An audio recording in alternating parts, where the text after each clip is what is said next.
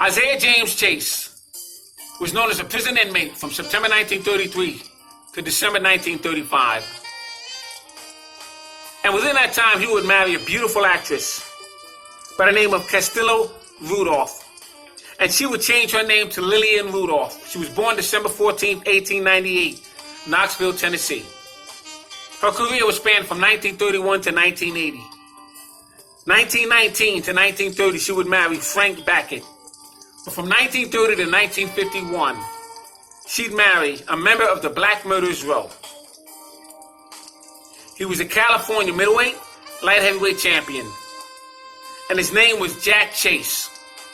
I'm Scrapbook Boxing, and I would like to go through Jack Chase's career right here with you in the Museum of the Forgotten Fisticuffs series. Let's take a look at this outstanding fighter who's a member of the Black Murderers Row.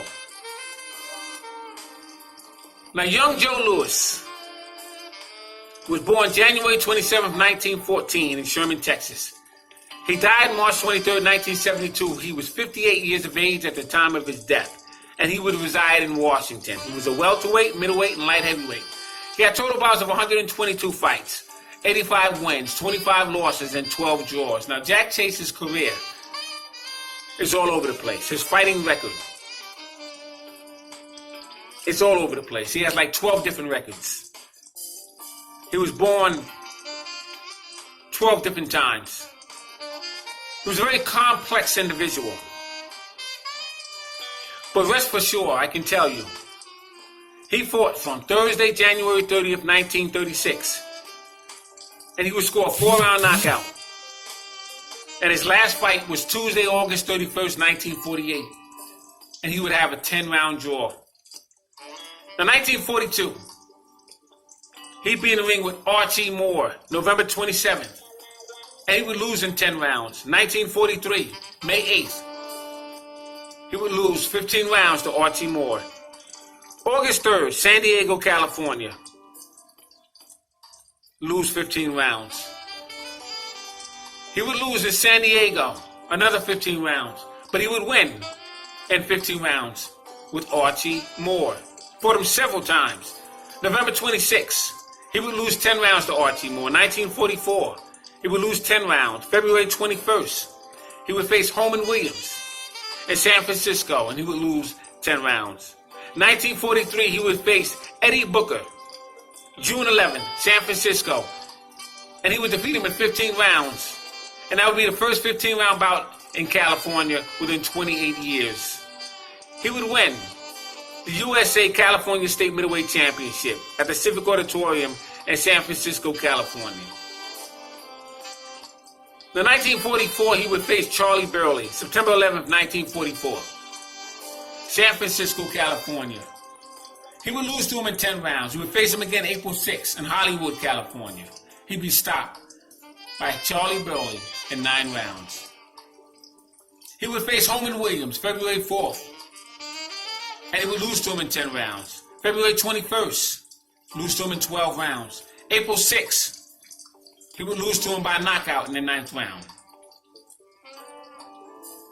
Now, he would face Coco Kid October 20th, Hollywood, California. He would lose to him in 10 rounds. Little Tiger Aaron Wade, June 28th, 1944, Oakland, California. And he would stop Little Tiger Aaron Wade in 10 rounds. August 9th, 1944, Oakland, California, 10-round draw. Now, August 31st, 1941, Jack Chase would face a fighter by the name of Roy Jack Glippi. Fought him in Denver, Colorado, and he would knock him out in brutal fashion.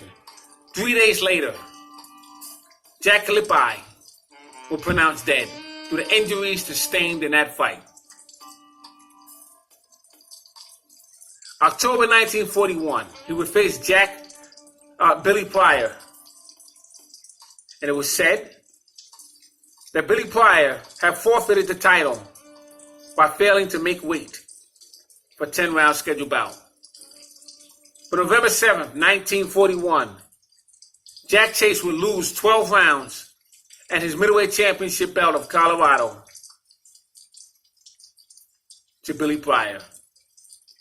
1942, He would have 17 fights. November 27th, he would face Archie Moore in San Diego, California. He would lose to him in 10 rounds. April 30th, he would face Jimmy Garrison. He would lose in 15 rounds. April 19th, to Leo Zeruda.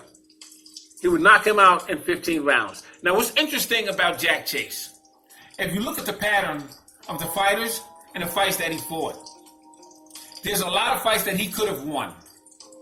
But what you can understand at that time, these men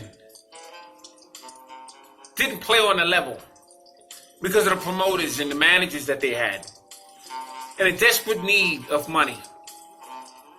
Now, they all wanted to win their fights, but boxing is an underground sport. There's no way Jack Chase would lose to Jimmy Garrison. Jack Chase was too good of a fighter. But Jack Chase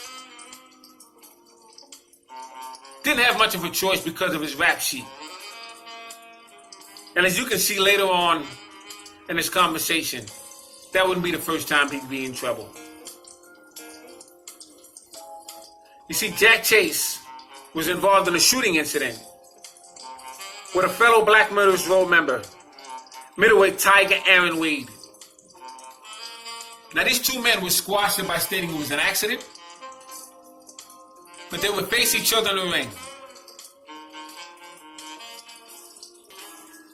Jack Chase would eventually lose his California light heavyweight championship belt that he would desperately win from Watson Jones. He would lose to Charlie Burley. You see, Jack Chase was an outstanding fighter. I mean, he beat great fighters in his career. He would lose to Lloyd Marshall September 30th in Hollywood, California, 10 rounds. He would lose to Archie Moore, and he would lose to Coco Kid, and he would lose to Charlie Burley. But he would win so many other fights, have so many other opportunities. But when you look at Jack Chase's career and you dissect it, and you understand the time in which he came, you got to understand Jack Chase was some fighter. He was a member of the Black Murderers Row. He fought some of the best men of his time, men that didn't get opportunities, men that didn't get fair shakes. They were offered and promised opportunities that were not kept. A lot of the men that he faced in that Black Murderers Row were ranked highly in the top 10. Men such as Charlie Burley and Holman Williams and Coco Kid, Burt Lytell, Archie Moore. But unfortunately, these men were not given the fair shakes that they deserved. And it was just a bunch of fighters that fought, won some fights, lost some fights, and not given the true credit for the quality of a fighter they were. That's my take on Jack Chase. A fighter who unfortunately came around at the wrong time for the greatest opportunities of any fighter to win the world championship. Shout out to Jack Chase. Shout out to all the fighters that I did videos on concerning the Black Murderers Row. As quiet as it's kept, these men were some of the greatest fighters of all times. You wouldn't know it necessarily by their record.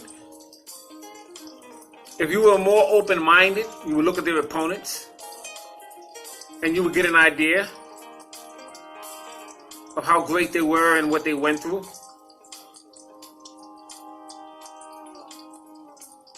But these men by many historians and old-time trainers and fighters that I have spoken to personally. Men such as Hank Kaplan and Burt Randolph Sugar have personally told me how great these fighters were. I had the pleasure of meeting some of them. I met Jimmy Bivens. I met Charlie Burley. I met men that were not part of the Black Murderers Row. I met Ezra Charles and Sugar Ray Robinson and Henry Armstrong. I spoke to Sandy Saller and Ike Williams, Bob Montgomery, Jersey Joe Walcott. I've spoken to them about the Black Murderers Row.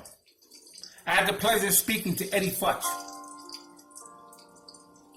They all told me the same thing.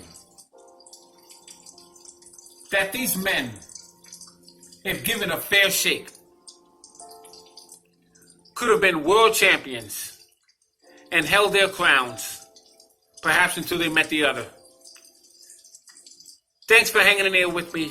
This is Scrapbook Boxing, Museum of the Forgotten Fisticuffs series, stating all great fights and all great fighters will never be forgotten on my channel. Salute to my subscribers. Salute to Jack Chase and all the members of the Black Murderers Row.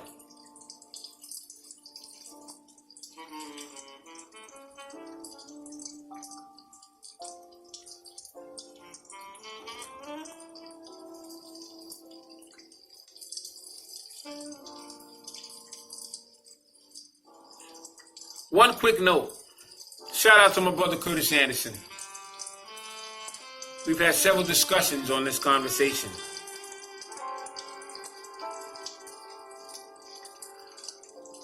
I want to give a great endorsement to the brother, the legendary cat, Top Cat. Take a look at this video on Black Murderers Row. He's done a great job on covering their story. Support his work.